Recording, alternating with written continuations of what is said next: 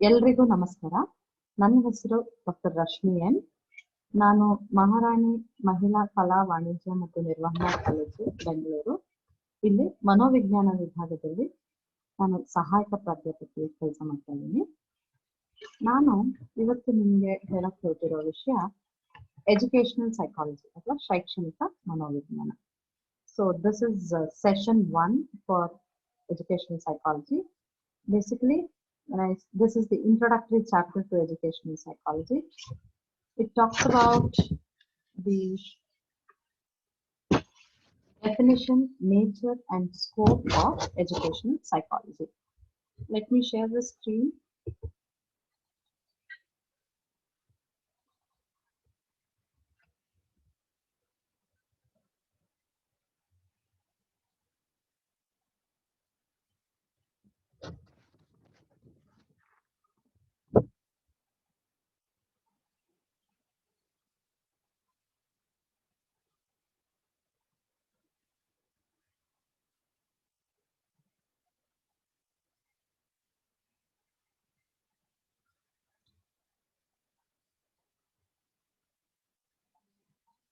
Yes, yeah. Now, this is session number 1 on educational psychology, that is definition, nature, and scope.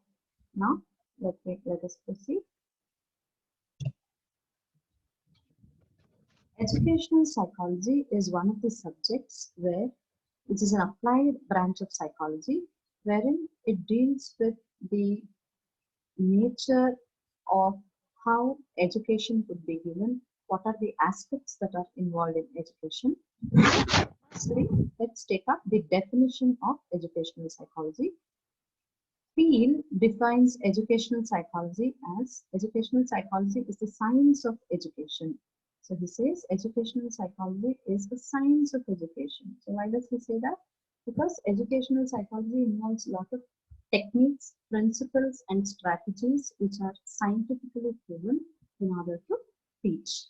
Peel ಅವರು ಶೈಕ್ಷಣಿಕ ಮನೋವಿಜ್ಞಾನವನ್ನ ಒಂದು ಶೈಕ್ಷಣಿಕ ಮನೋವಿಜ್ಞಾನವು ಶಿಕ್ಷಣದ ಒಂದು ವಿಜ್ಞಾನ ಅಂತ ಕರೀತಾರೆ. ಯಾಕೆ ಅವರು ಆ ರೀತಿ ಕರೀತಾರೆ ಅಂತಂದ್ರೆ, ನಾವು ಮನೋವಿಜ್ಞಾನದಲ್ಲಿ ಬಳಸುವಂತಹ ಸಾಕಷ್ಟು ತತ್ವಗಳು, ನಿಯಮಗಳು, ಸಿದ್ಧಾಂತಗಳು ಅದೆಲ್ಲವನ್ನು ಕೂಡ ಶಿಕ್ಷಣ ಕ್ಷೇತ್ರಕ್ಕೆ ಅದನ್ನ ನಾವು ಬಳಸಿದಾಗ, ಶಿಕ್ಷಣ ಕ್ಷೇತ್ರದಲ್ಲಿ ನಾವು ಅನ್ವಯಿಸಿದಾಗ ಅದು ಕೂಡ ಒಂದು ವಿಜ್ಞಾನವಾಗಿ ಮಾರ್ಪಡುತ್ತೆ. ಹಾಗಾಗಿ ಪೀಲವರು ಶೈಕ್ಷಣಿಕ ಮನೋವಿಜ್ಞಾನವು ಒಂದು ವಿಜ್ಞಾನ, ಶಿಕ್ಷಣದ ಒಂದು ವಿಜ್ಞಾನ ಅಂತ ಹೇಳ್ತಾರೆ. Next, let's move on to Skinner's definition. Skinner defines it as educational psychology is that branch of psychology which deals with teaching and learning. So he says educational psychology is that branch of psychology which mainly deals with teaching and learning. Whatever is taught and whatever is learned, it is dealing with that. ಅಂದ್ರೆ Skinner ಅವರು ಹೇಳೋ ಪ್ರಕಾರ ಶೈಕ್ಷಣಿಕ ಮನೋವಿಜ್ಞಾನ ಅನ್ನೋದು ಮನೋವಿಜ್ಞಾನದ ಒಂದು ಶಾಖೆ. ಯಾವ ಶಾಖೆ ಅಂತಂದ್ರೆ, ಆ ಶಾಖೆಯಲ್ಲಿ ಕಲಿಯುವಿಕೆ ಹಾಗೂ ಕಲಿಸುವಿಕೆ, ಅಂದ್ರೆ ಕಲಿಕೆ ಉಂಟಾಗ್ತಾ ಇದೆ, ಕಲಿಸುವವರು ಇದ್ದಾರೆ. ಅಲ್ಲಿ ಶಿಕ್ಷಣವನ್ನ ನೀಡ್ತಾ ಇದ್ದಾರೆ, ಕಲಿಯುವಿಕೆ ಉಂಟಾಗ್ತಾ ಇದೆ. ಈ ಕಲಿಸುವಿಕೆ ಮತ್ತು ಕಲಿಯುವಿಕೆಯ ನಡುವೆ ಆಗುವಂತಿದ್ದ ಇಲ್ಲಿ ಅವರು ಎಜುಕೇಶನಲ್ ಸೈಕಾಲಜಿ ಅಥವಾ ಶೈಕ್ಷಣಿಕ ಮನೋವಿಜ್ಞಾನ ಅಂತ ಕರೀತಾರೆ, Skinner. Next, moving on to pro and pros definition. They say educational psychology describes and explains the learning experience of an individual from birth through old age.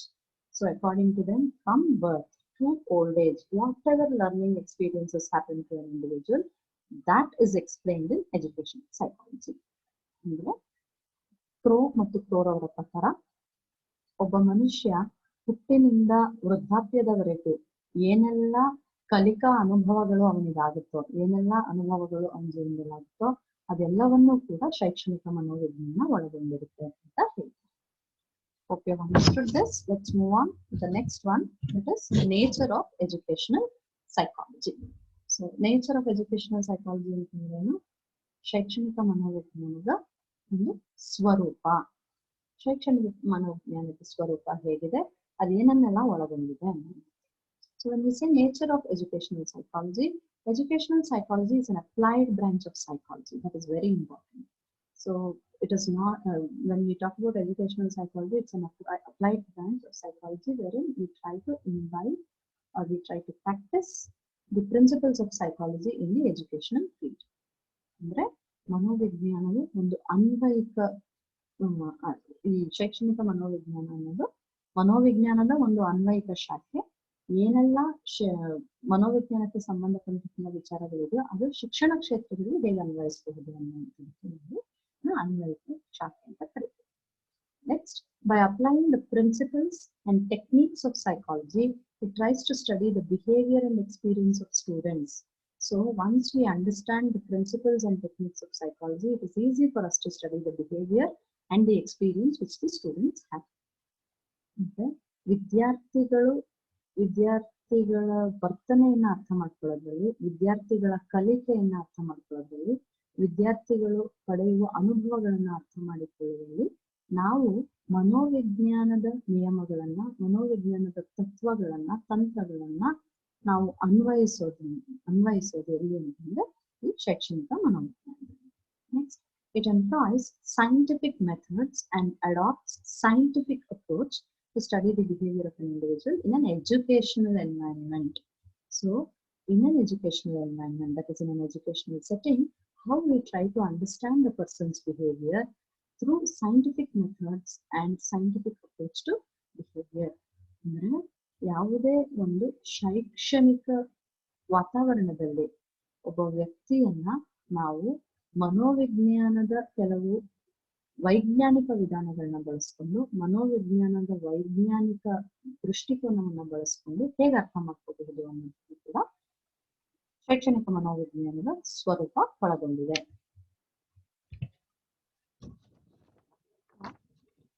Let's move on to the scope of educational psychology.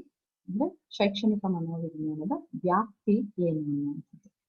First and foremost, educational psychology deals with the understanding of innate abilities of the learners. ಅಂದ್ರೆ ನಾವು ಶೈಕ್ಷಣಿಕ ಮನೋವಿಜ್ಞಾನ ಯಾವುದನ್ನ ಒಳಗೊಂಡಿದೆ ಅಂದ್ರೆ ಪ್ರಮುಖವಾಗಿ ಯಾವುದೇ ವಿದ್ಯಾರ್ಥಿಗಳು ಅಥವಾ ಯಾವುದೇ ಕಲಿಯುವ ವ್ಯಕ್ತಿ ಏನಿದ್ದಾರೆ ಅವರ ಕೆಪಾಸಿಟೀಸ್ ಏನು, ಅವರ ಸಾಮರ್ಥ್ಯಗಳೇನು, ಅವರಲ್ಲಿರುವಂತಹ ವೈಯಕ್ತಿಕ ವ್ಯತ್ಯಾಸಗಳೇನು, ಅವರಿಗೆ ಅರಿವಿದ್ದೋ ಅಥವಾ ಅರಿವಿಲ್ದೋ ತೋರಿಸುವಂತ ಸಾಕಷ್ಟು ವರ್ತನೆಗಳು ಹೇಗಿರುತ್ತೆ, ಪ್ರತಿಯೊಂದು ಹಂತದಲ್ಲಿ ಅವರ ಬೆಳವಣಿಗೆ ಹೇಗಿರುತ್ತೆ ಅನ್ನೋದು ಮುಖ್ಯ ಆಗುತ್ತೆ. So educational psychology deals with understanding the innate abilities of the learners, the individual differences, the conscious and unconscious behaviour, their growth and development at each stage of life. Next is, it tries to provide a framework for teaching. So it says this is the framework in which you need to teach. Okay, because it needs a lot of discipline when you're teaching. It says, it suggests what is to be taught for what age group or what learning experience have to be provided for the learners at different stages of development. ಜೀವನದ ವಿವಿಧ ಹಂತಗಳಲ್ಲಿ ವ್ಯಕ್ತಿಗಳಿಗೆ ಯಾವ ಹಂತದಲ್ಲಿ ಯಾವ ರೀತಿಯಾದಂತ ಕಲಿಕೆಯನ್ನ ನೀಡಬೇಕು ಅನ್ನೋದ್ರ ಬಗ್ಗೆ ಒಂದು ಚೌಕಟ್ಟು ಹಾಕಿಕೊಡೋದು ಶೈಕ್ಷಣಿಕ ಮನೋವಿಜ್ಞಾನದ ಕೆಲಸ. Thirdly, it deals with the nature of learning and its process. So when we say nature of learning and its process, it involves the higher cognitive processes of the individual like thinking, reasoning, problem solving, and decision making and so on. And it tries to understand the laws, principles, and theories related to learning. So nature of learning and its process ಅಂತಂದ್ರೆ ಶಿಕ್ಷಣ ಕಲಿಕೆಯ ಸ್ವರೂಪ ಮತ್ತು ಅದರ ಪ್ರಕ್ರಿಯೆ ಬಗ್ಗೆ ಶೈಕ್ಷಣಿಕ ಮನೋವಿಜ್ಞಾನ ಮಾತಾಡುತ್ತೆ.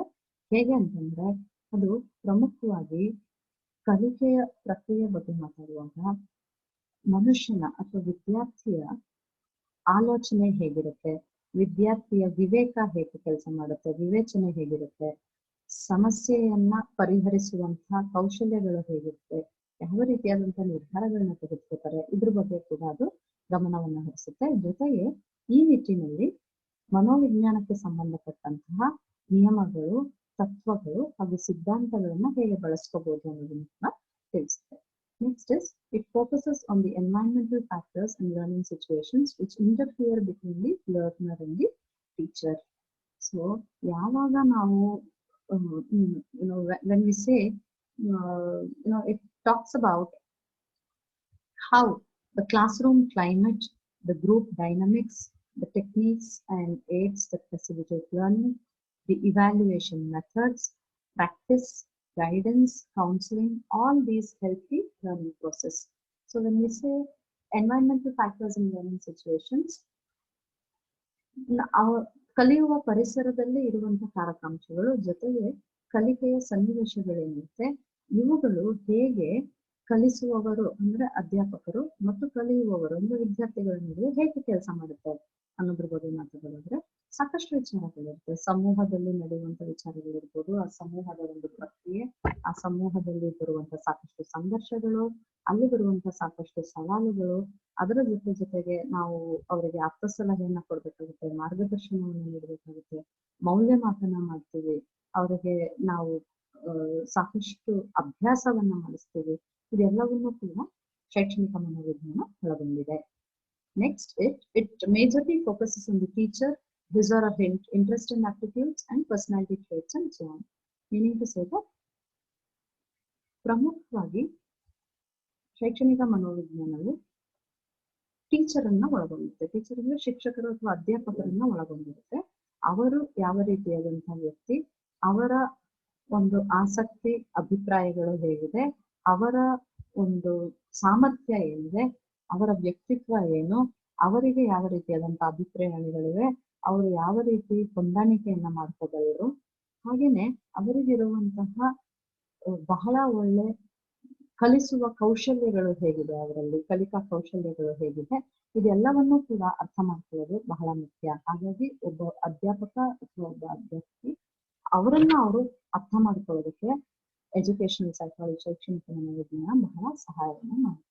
ಇದೆಲ್ಲವೂ ಕೂಡ ಸ್ಕೋಪ್ ಆಫ್ ಸೈಕಾಲಜಿ ಅಥವಾ ಶೈಕ್ಷಣಿಕ ಮನೋವಿಜ್ಞಾನದ ವ್ಯಾಪ್ತಿಗೆ ಬರುವಂಥದ್ದು. So let us quickly run through.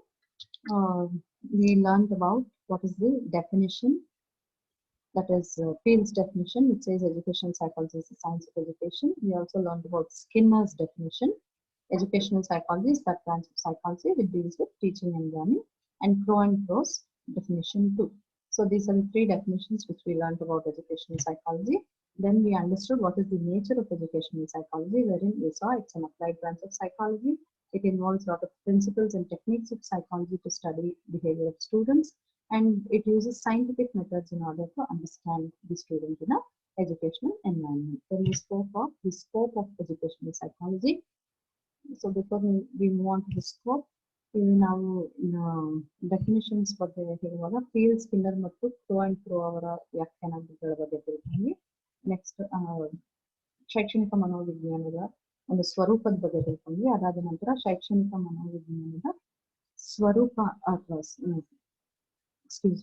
ಶೈಕ್ಷಣಿಕ ಮನೋವಿಜ್ಞಾನದ ವ್ಯಾಪ್ತಿ ಹೇಗಿದೆ ಅಂತ ತಿಳ್ಕೊಂಡ್ವಿ. ಆ ವ್ಯಾಪ್ತಿಯಲ್ಲಿ ನಾವು ಕಲ್ತ್ಕೊಂಡ್ವಿ ಹೇಗೆ ನಾವು ವಿದ್ಯಾರ್ಥಿಯ ಗುಣಗಳ ಬಗ್ಗೆ ತಿಳ್ಕೊತೀವಿ, ಅದನ್ನ ಅರ್ಥ ಮಾಡ್ಕೋತೀವಿ. ಅದಾದ ನಂತರ ಹೇಗೆ ನಾವು ಒಂದು ಕಲಿಕೆಯ ಚೌಕಟ್ಟನ್ನ ಅರ್ಥ ಮಾಡ್ಕೋಬೇಕು. ಅದಾದ ನಂತರ ಕಲಿಕೆಯ ಒಂದು ಸ್ವರೂಪ ಮತ್ತು ಅದರ ಪ್ರಕ್ರಿಯೆಯನ್ನು ಅರ್ಥ ಮಾಡ್ಕೋಬೇಕು. ಜೊತೆಗೆ ಕಲಿಕಾ ವಾತಾವರಣದಲ್ಲಿ ಯಾವೆಲ್ಲ ಕಾರಕಾಂಶಗಳಿರುತ್ತೆ ಮತ್ತು ಕಲಿಯುವ ಸನ್ನಿವೇಶಗಳ ಇವೆರಡೂ ಕೂಡ ಹೇಗೆ ಒಂದು ಸ್ಟೂಡೆಂಟ್ ಮತ್ತು ಟೀಚರ್ ನಡುವೆ ಅಂದ್ರೆ ಕಲಿಸುವವರು ಮತ್ತು ಕಲಿಸುವವರ ನಡುವೆ ಹೇಗೆ ಬರುತ್ತೆ ಅನ್ನೋದ್ರ ಬಗ್ಗೆ. ಕೊನೆಯದಾಗಿ ಅಧ್ಯಾಪಕರು ಅಥವಾ ಶಿಕ್ಷಕರು ಹೇಗೆ ತಮ್ಮನ್ನು ತಾವು ಅರ್ಥಕೋಬೇಕು ಅನ್ನೋದು. So educational psychology deals with the understanding of the innate abilities of the learners. It provides a framework for teaching. It deals with nature of learning and its process. It focuses on environmental factors and learning situations which interfere between the learner and the teacher, and it majorly focuses on the teacher, his or her interests and attitudes, personality traits, and so on. So this is about the definition, nature, and scope of educational psychology. Hope I was clear enough. So this is about Unit 1, Session 1, that is definition, nature, and scope. Thank you.